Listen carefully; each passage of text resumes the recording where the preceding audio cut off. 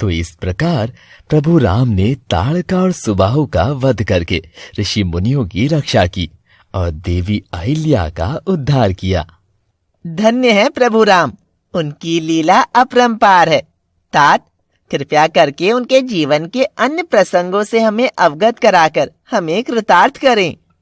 राम नाम अधूरा है सीता के बिना। इन दोनों के समागम से ही परम शक्ति बनती है। सीताराम, आज मैं आप सबको भगवान राम और माता सीता की प्रथम भेंट कैसे हुई, उस मनमोहक प्रसंग का दृश्य आप सबको अपनी दृष्टि से दिखाने का प्रयास करूंगा। देवी अहिल्या के उद्धार करने के उपरांत प्रभु राम और लक्ष्मण ने गुरु विश्वामित्र के संग मिथिला राज्य में प्रवेश किया।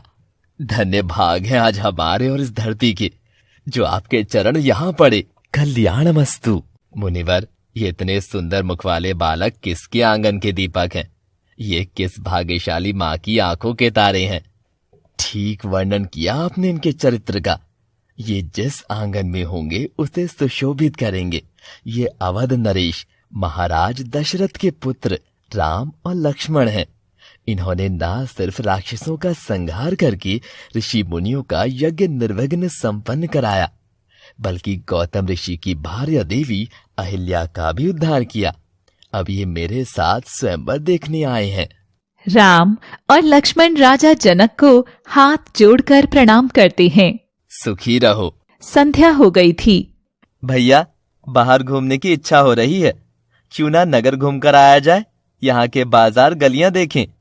ठीक है, गुरुवर से आज्ञा लेकर प्रस्थान करते हैं। चलिए। राम और लक्ष्मण मुनि विश्वामित्र के शयन कक्ष में जाकर उनकी आज्ञा लेते हैं और नगर देखने के लिए निकल पड़ते हैं। राम और लक्ष्मण नगर के बाजार गलियों में भ्रमण करते हुए आगे बढ़ रहे थे। देखो तो जरा, कितने सुंदर राजकुमार हैं। इन पर से तो दृष्टि हटा पाना अत्यंत कठिन हो गया है। बहिना देखो तो सही इन दोनों के रूप, कोटि काम छवि जीत कर प्रकटे युगल अनूप। जिस मुख ने इनका नाम लिया, आज जन्म इन्हीं को गाएगा। जिस मन में यह आ जाएंगे, वह मन इनका हो जाएगा। सुना है अयोध्या के राजकुमार हैं। मुनिवर विश्वामित्र इन्हें किसी कारणवश मिथिला लेकर आए हैं। बस इतना ही नहीं, बहन ताड़का सुबाहु ने भी इनके हाथों अपने प्राण गंवाए हैं। मन प्रसन्न हो जाए अगर विधाता ऐसा लेख लिख दे, राजकुमारी सीता को यह श्यामल राजकुमार वर दे। भैया, सुबह होने वाली है। तभी तमचूक के बोलने की आवाज आती है। हो गई सुबह?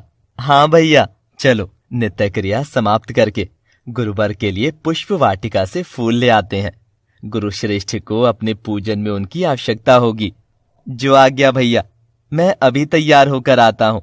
तब तक आप भी अपने कामों से निवृत्त हो लीजिए। कुछ ही समय में दोनों भाई तैयार होकर महल की पुष्प वाटिका की ओर निकल जाते हैं। हाय, क्या रूप निखर कर आया है राजकुमारी सीता का। सीता मुस्कुरा देती है। गौरी पूजन के लिए विलंब हो रहा है, हमें चलना चाहिए। जो आज्ञा राजकुमारी।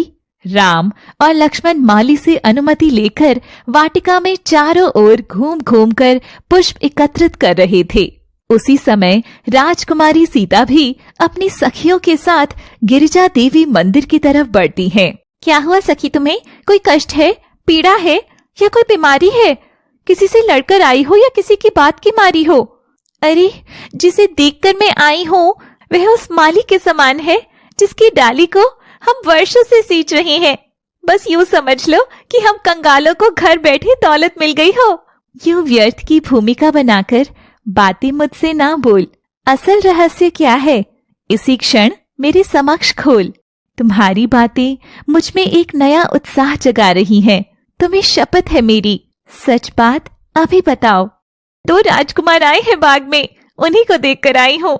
उनकी सुंदर छवि को देख उसका वर्णन कैसे करूं समझ नहीं पा रही हूँ।